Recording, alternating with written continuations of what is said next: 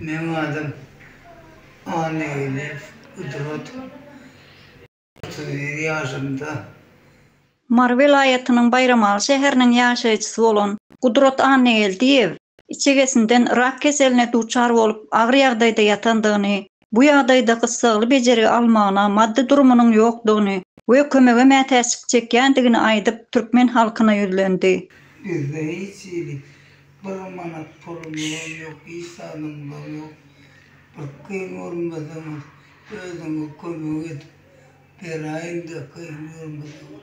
Gudrat Anneýeldiýew özüniň 31 ýaşyndadygyny aýdyp, bu keselden 8 ýyldan gowrak wagt bäri ejir çekýändigini, ilk başda içegesinde rak keseli dörep, wagtynda bejergilerini dolu alyp bilmänligi sebäpli bu kesel öýkenine çelli ýaýrandygyny gurrun berýär.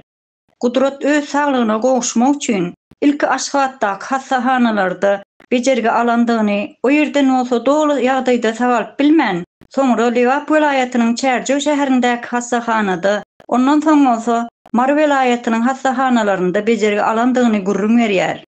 Gudrat Anneýeldiýew özüniň şu ýagdaýynda Türkmenistanyň hökümeti tarapyndan hiç bir kömek berilmeýändigini, özüne gerekli bolan lukman bejergilerini almak üçin öýlerinde bar bolan gymmat bahaly haritlarynyň hemmesini satandyklaryny we gerekli bolan derman därleriň bahalary gün geçdigiçe gymmatlaýandygy sebäpli satyn almaga hiç bir maddi durumynyň ýokdugyny belläp geçýär.